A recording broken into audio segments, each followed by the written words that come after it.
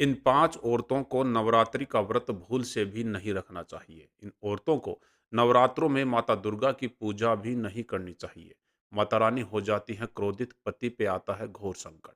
दोस्तों, चाहे कुछ भी हो जाए लेकिन ऐसी 5 महिलाओं को नवरात्रि का व्रत भूल से भी नहीं रखना चाहिए। माता रानी ऐसी औरतों से कभी खुश नहीं रहती, अतः आप भी जान लीजिए कहीं ऐसी महिलाएँ आपके आस-पास तो नहीं हैं, अगर हैं तो उन्हें अवश्य समझा दीजिए। सनातन धर्म में प्रत्येक वर्ष में कई महत्वपूर्ण उत्सव एवं त्योहार आते हैं। इन्हें शास्त्रों में आध्यात्मिक पर्व भी कहा जाता है। प्रत्येक देवी देवता के लिए विशेष त्योहार और तिथि का निर्धारण किया गया है। उन तिथियों पर उनका पूजन करने से हमें उन देवी देवताओं का आशीर्वाद प्राप्त होता है। इसी में से एक महत्वपूर्ण त्योहार है नवरात्रि का त्योहार। इस बार चैत्र नवरात्रि का प्रारंभ 30 मार्च रविवार को शुक्ल पक्ष की प्रतिपदा तिथि से हुआ है। इस दिन माँ दुर्गा का आगमन हमारे घर में होता है। इस दिन कलश स्थापना के साथ पूरे 9 दिनों तक माँ दुर्गा के 9 स्वरूपों की पूजा की जाती है। साथ ही चैत्र नवरात्रि का हिंदू धर्म में बहुत अधिक महत्व भी बताया गया है। नवरात्रि का पर्व इतना अद्भुत होता है कि इन 9 दिनों में सभी स्त्री और पुरुष माता रानी की भक्ति में डूब जाते हैं। नवरात्रि में माता रानी को प्रसन्न करने के लिए तरह-तरह के उपाय किए जाते हैं। कुछ लोग माता रानी को प्रसन्न करने के लिए व्रत एवं उपवास रखते हैं और दान धर्म करते हैं। वहीं कुछ लोग माता रानी के लिए हवन तथा यज्ञ भी करते हैं। माता रानी के मंत्र जाप भी उनमें से एक है। माता रानी अपने भक्तों से अत्यधिक प्रेम करती है। वह उन्हें कभी भी दुखी नहीं देखना चाहती। जो भी सच्चे मन से माँ को पुकारता है, माँ उसे अनसुना नहीं करती। नवरात्रि का पर्व है, शक्ति का पर्व होता है। इन 9 दिनों के दौरान आप व्रत का पालन करके माँ दुर्गा से जो कुछ माँगते हैं, माता रानी वह सब कुछ आपको प्रदान कर देती है। लेकिन क्या आप जानते हैं कि कुछ महिलाएँ ऐसी भी होती हैं जो माँ दुर्गा की पूजा ना करें तो ही अच्छा है। मान्यताओं के अनुसार आज हम जिन महिलाओं की बात करने वाले हैं, उन्हें नवरात्रि के व्रत और पूजा से हमेशा ही दूरी बनाकर रखनी चाहिए। नहीं तो माता ऐसी औरतों से क्रोधित हो सकती हैं, जीवन में भयंकर कष्ट भी आ सकता है, साथ ही पति या किसी प्रिय व्यक्ति पर भी संकट आ जाए तो कोई बड़ी बात नहीं। उन महिलाओं में से पहली है ऐसे विवाहित जोड़े जिनकी लव मैरिज हुई है या कोर्ट मैरिज हुई है लेकिन अग्नि के साथ फेरे नहीं लिए। हिंदू रीति रिवाजों के अनुसार शादी नहीं हुई, वे लोग नवरात्रों की पूजा और व्रत नहीं कर सकते। साथ ही जो लोग सुबह सूर्य उदय के बाद तक सोए रहते हैं, ऐसे लोगों को भी नवरात्रि के व्रत से दूर रहना चाहिए। दूसरे नंबर पे है बीमार व्यक्ति।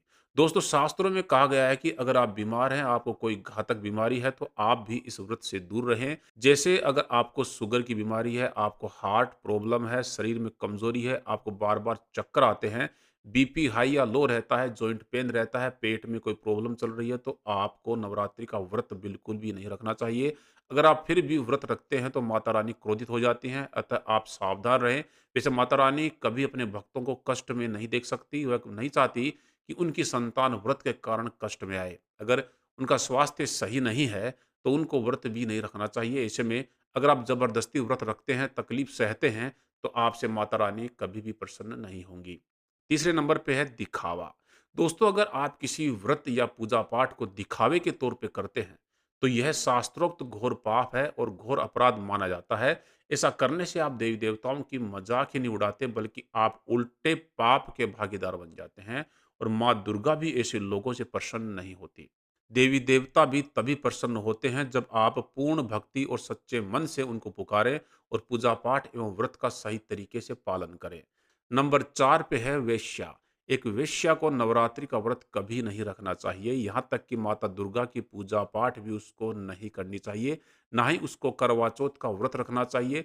जब व्यक्ति की आत्मा और शरीर दोनों की पवित्रता खत्म हो जाती है, तो वह पापी ही कहलाता है। ऐसे व्यक्ति का पूजा-पाठ और व्रत कभी सफल नहीं हो सकता। ऐसी औरतों को नवरात्रि का व्रत कभी नहीं रखना चाहिए और ना ही घर के अंदर कलश की स्थापना करनी चाहिए।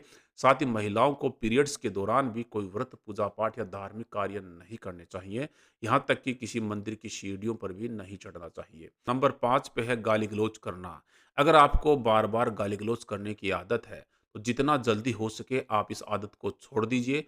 व्रत और पूजा-पाठ करके माता रानी को प्रसन्न करना है तो मुख से मीठे बोल ही निकलने चाहिए।